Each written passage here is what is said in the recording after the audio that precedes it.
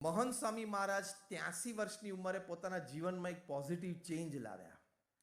પ્રમુખ સ્વામી મહારાજ એમને બીએપીએસ સંસ્થાના વડા બનાવ્યા ત્યારે એમની ઉંમર 2016ની સાલમાં 83 વર્ષની હતી. દુનિયામાં એકમાત્ર કંપની એવી નથી કે જેના સીઈઓ કે એમડી કે એક્ઝિક્યુટિવ ચેરમેન જે રોજિંદા અફેર્સ જોતા હોય એ 83 વર્ષની ઉંમરે જવાબદારી લે.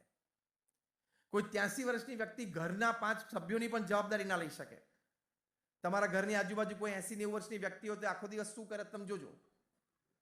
શિયાળો શરૂ થશે એટલે 2 જણા ખુરશી ઉપર એને ઉચકીને બહાર તડકે બેસાડશે અને ત્યાં તડકો બહુ લાગશે એટલે 2 વાર લાકડી પછાડશે એટલે 2 જણા ઉચકીને પાછા અંદર લઈ જશે. 83 વર્ષે મહંત સ્વામી મહારાજે હસતા મુખે બીએપીએસ સંસ્થાની જવાબદારી સ્વીકારી અને બીએપીએસ સંસ્થામાં ખાલી આધ્યાત્મિક ગુરુ નહીં, વહીવટી વડા એટલે કેટલા બધા એડમિનિસ્ટ્રેટિવ ડિસિઝન્સ એમને લેવાના હોય, મીટિંગોમાં એન્ગ્રોસ થવાનું હોય, વડીલ સંતો પાસેથી બધી વાત ચર્ચા સાંભળવાની હોય, એક નિર્ણય આપવાનો હોય. He has to engage himself. Mental energy એટલી બધી વપરાય. He has to keep an emotional equilibrium to balance the decisions. આ લેવલનો આપણને કોઈને અનુભવ જ નથી, અમને તમને. પણ 83 વર્ષે બીએપીએસ એક સંસ્થા છે, પણ તમે એમએનસી લોકો મલ્ટીનેશનલ કોર્પોરેશનની કોઈ વ્યક્તિ 83 વર્ષે સીઈઓ તરીકે જવાબદારી સ્વીકારે કે હું આ રોજિંદા અફેર્સમાં 8-10 કલાક આપીશ? He made a positive change કે મારા ગુરુ પ્રમુખ સ્વામી મહારાજનો મને આદેશ છે, મારી ઉંમર 83 એ તો મારે જોવાની જ નથી. I will carry on the affairs.